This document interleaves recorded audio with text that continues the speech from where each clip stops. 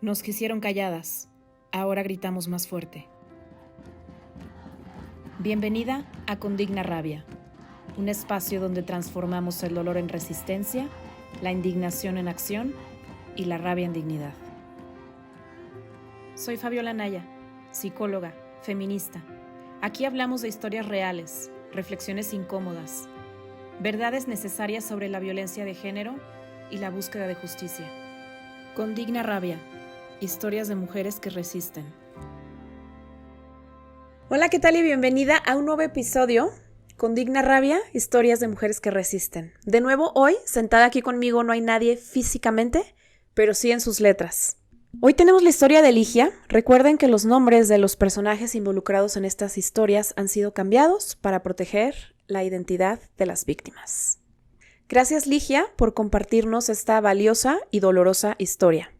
Soy fiel testigo que Ligia sigue en un proceso de recuperación y haber hecho esto es un acto de valentía que atesoro y aprecio mucho. Fui víctima de un maestro de espiritualidad aplicada. Un falso encuentro a través de los ojos del vidente que se presentaba como chamán y facilitador de constelaciones familiares. Fui a constelar para manifestar pareja y usó esa información para usurpar ese rol. Desde el principio, cuando nos encontramos por primera vez, me miró con una intensidad especial y me dijo que me había reconocido. Aseguró que yo había sido el gran amor de una vida pasada, un amor imposible entre un druida y una campesina, y que jamás se imaginó volver a encontrarme en esta vida. Decía que recordaba todas sus vidas pasadas gracias a su videncia y que nuestro reencuentro no era casualidad, sino una señal sagrada. Todo era risas, dedicatorias, lágrimas falsas, serenatas los viernes con su padre, mensajes de amor, mensajes encubiertos en sus transmisiones en vivo que me pedía descifrar, palabras mágicas, declaraciones e incluso todo el grupo reforzaba esa narrativa, porque decían no haber visto antes a este hombre tan feliz. Su asistente decía que yo era muy afín con él y que estaba feliz por ambos, repitiendo que todo lo que él decía tenía sentido, que si lo sentía era verdad.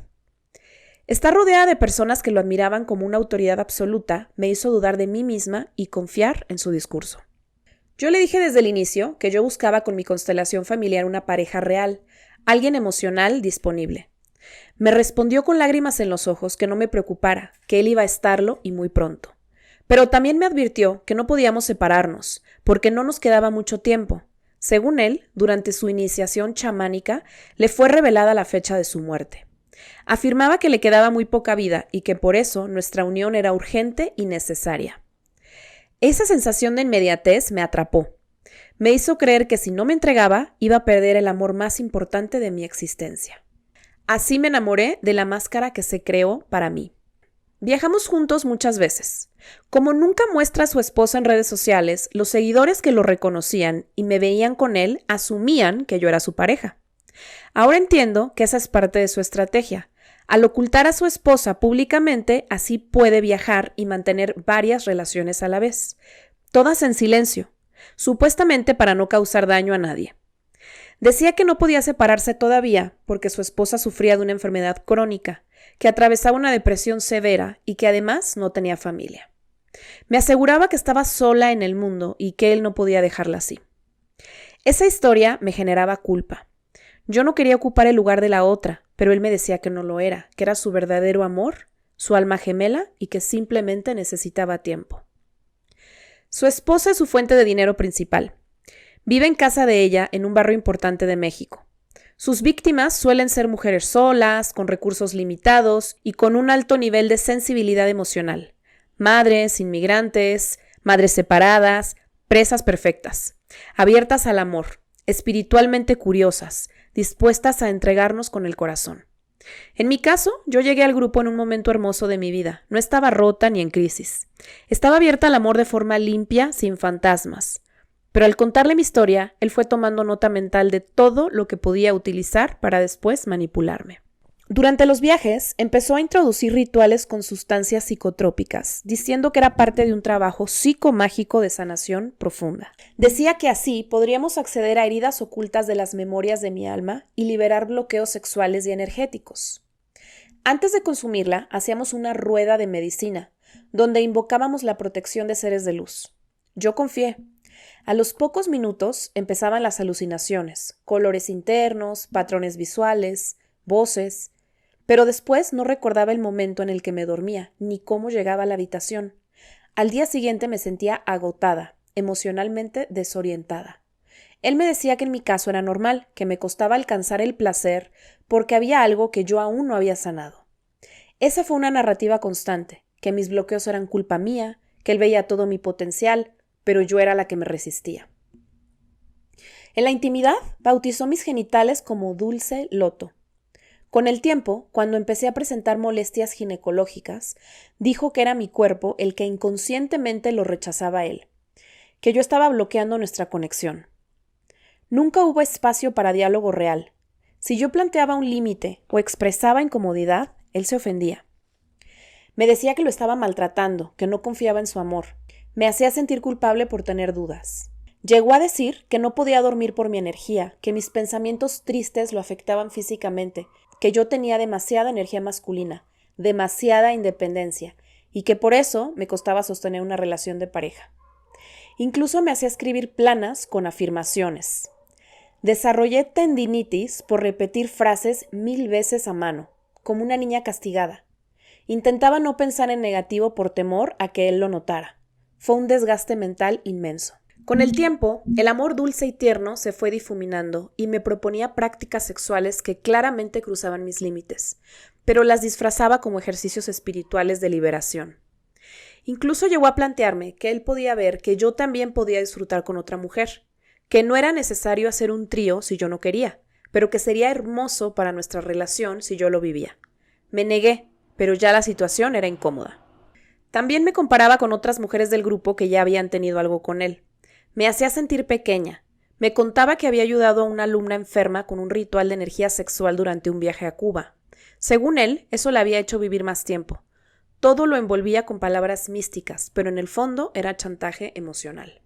Me ofrecía trabajos o colaboraciones, me hacía investigar rituales, ideas para su marca y luego decía que había cambiado de opinión, que no me había pedido nada. Me hacía perder tiempo y energía, y luego me trataba como si yo hubiera malinterpretado todo. Me ofrecía ganancias económicas que nunca se concretaban, pero como yo lo hacía con cariño, terminaba aceptando todo ilusionada.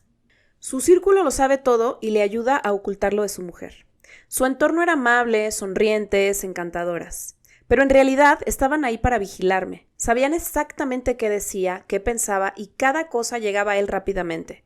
Si yo dudaba o expresaba confusión, él ya lo sabía. Él solía aconsejar que para sostener un matrimonio en crisis era sano tener un amante, y eso era recomendado incluso a sus familiares. Su táctica era empujarlos a algo amoral para que él luego, por sus historias, no fuera juzgado, sino más bien justificado. La relación me dejó devastada. Llegó un momento en que ya no quería vivir, pero me anclé a mi familia. Me sostuve porque mi familia me necesita. Solo por eso no me quebré del todo. A nivel emocional, físico y psicológico quedé completamente dañada.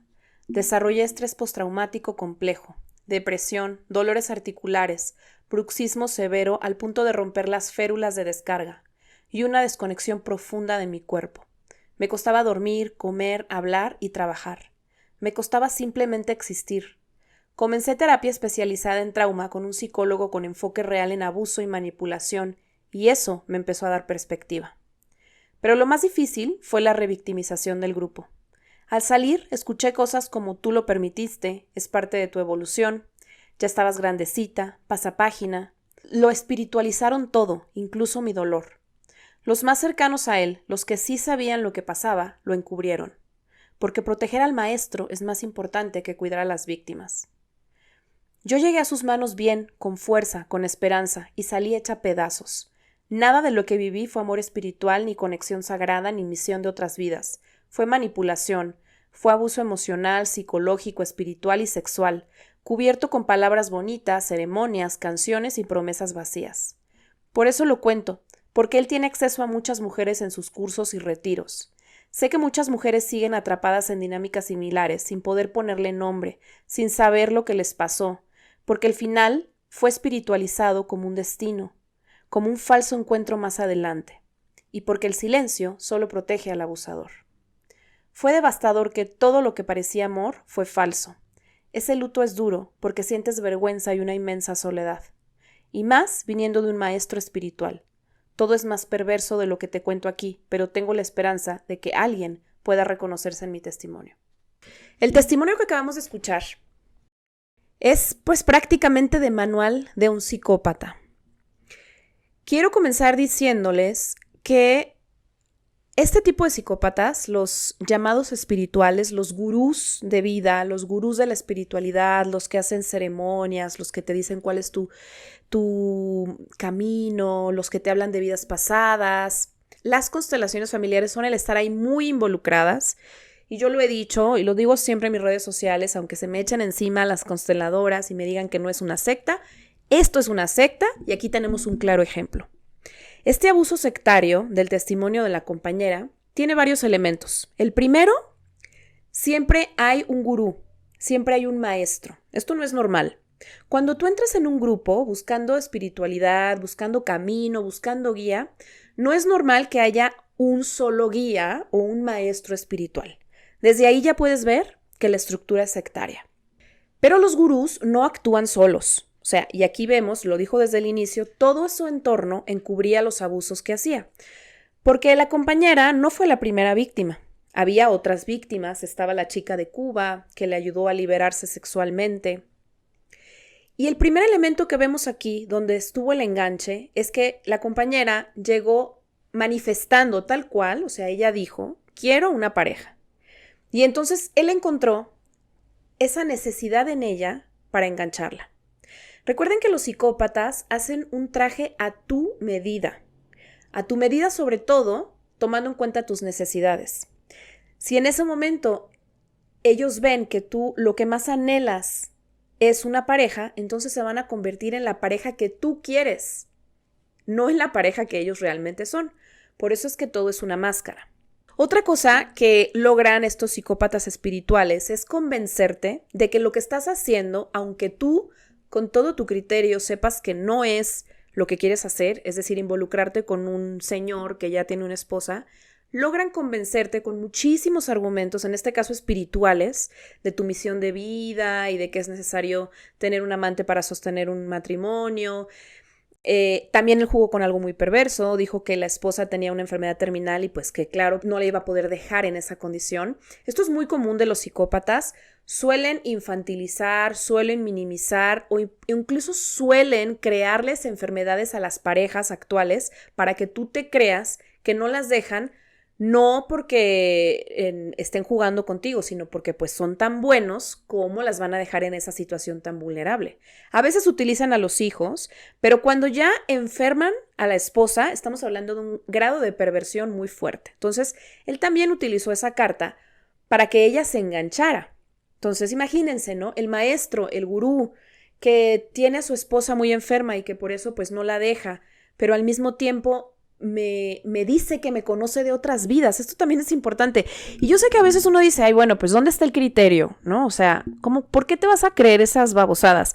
Pero les prometo que en el momento en el que estamos inmersas en una secta y en una manipulación sectaria, estas cosas comienzan a cobrar sentido. Ahora, para preparar el terreno de que estas cosas cobren sentido, hay muchos mecanismos de manipulación detrás. Fíjense cómo él la gaslighteaba nivel máster. Ella menciona que le pedía trabajos o colaboraciones para su marca. Porque también son utilitarios, es decir, te exprimen. O sea, ellos nunca se van a relacionar contigo si no van a obtener algo a cambio. No nada más sexo, no nada más compañía, sino también te van a utilizar para algo, para que les cuides a sus hijos, para que les hagas cosas para su marca, para que los diviertas, para que les des dinero, ¿no? Aquí vemos que la esposa era su fuente de dinero también, ¿no? A la que enfermó, que seguramente está más sana que tú y que yo. Entonces le pedía colaboraciones y le decía, yo te voy a pagar. Y cuando ella le decía, oye, tú me pediste una colaboración, él le decía, yo no te dije eso. Te estás confundiendo.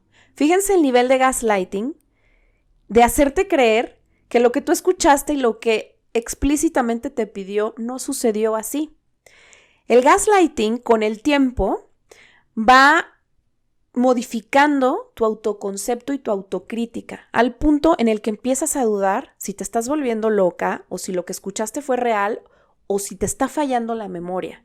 Pero para este punto tú ya estás inmersa en una dinámica de manipulación durísima, donde además, como ya les dije, los agresores no operan solos, estaba toda esta estructura alrededor de otras personas, que muy probablemente también eran víctimas, y muchas otras agresores o agresoras, que sostienen esa mentira, que sostienen esa dinámica sectaria.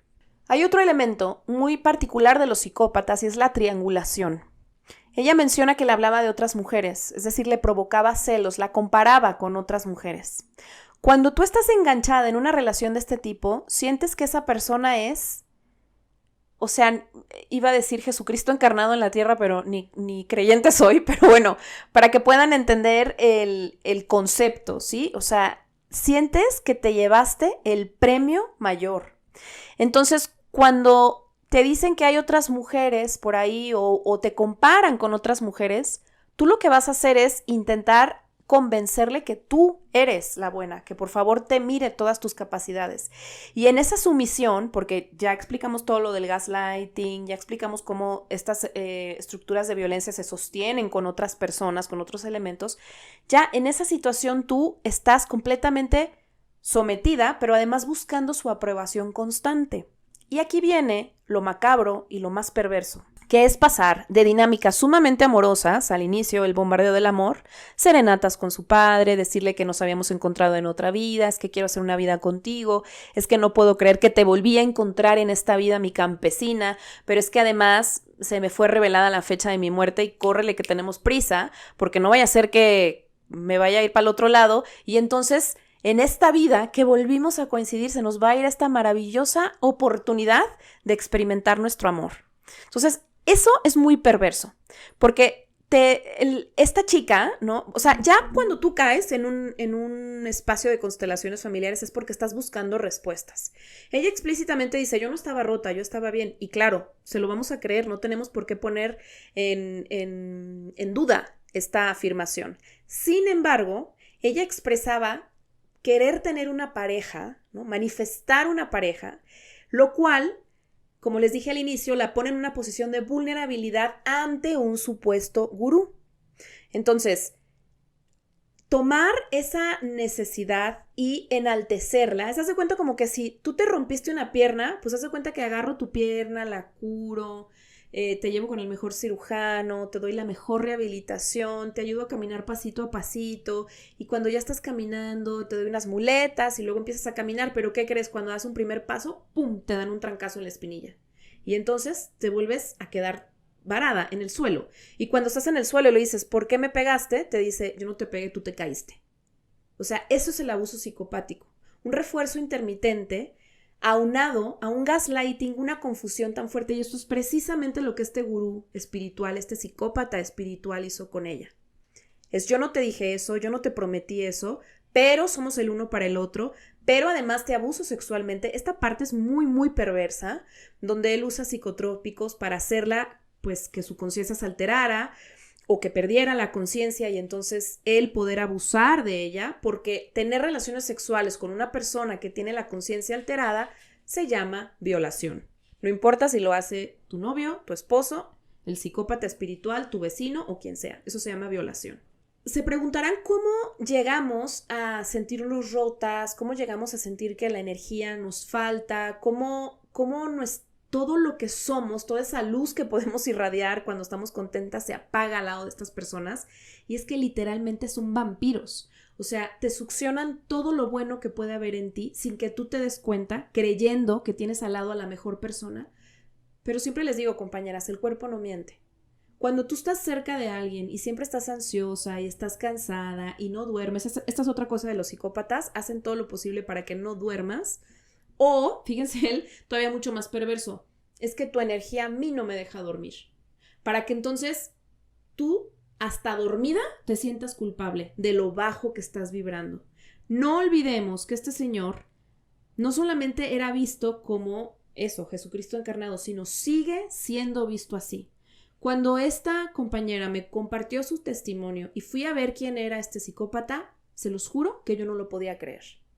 Muchas personas que yo conozco son sus seguidores.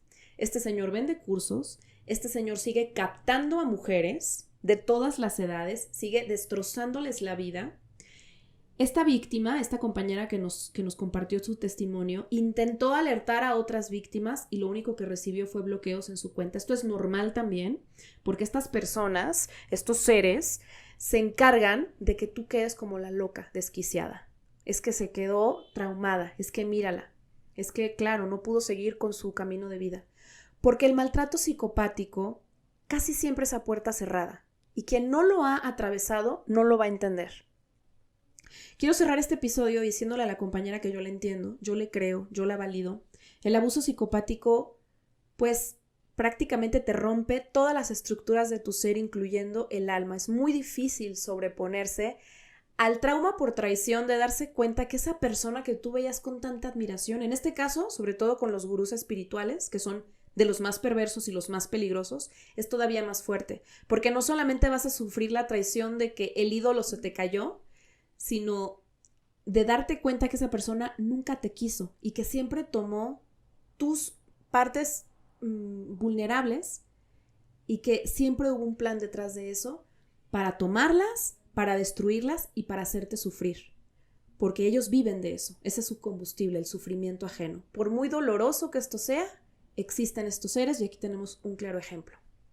Gracias, compañera, por contarnos, por compartir nuestro testimonio. No podemos decir el nombre de este psicópata espiritual por protección a la víctima, pero si este testimonio te resonó, te invito a que te preguntes y a que compartas tu historia también, porque muchas veces cuando empezamos a hablar y a validar nuestra historia nos damos cuenta que no somos las únicas. Y bueno, a ti que te quedaste hasta el final de este episodio, te agradezco muchísimo por estar aquí, por ser testimonio de la voz de otras mujeres. Me ayudas muchísimo si te suscribes a mi canal para que estas historias lleguen a muchas otras mujeres que lo necesiten. Esto fue otro episodio de Con Digna Rabia, historias de mujeres que resisten. Nos vemos en la próxima. Porque sí, sentimos rabia, pero es una rabia digna, transformadora y necesaria. Aquí encuentras inspiración, fortaleza, dolor y comunidad para seguir adelante. Esto es Con Digna Rabia, historias de mujeres que resisten.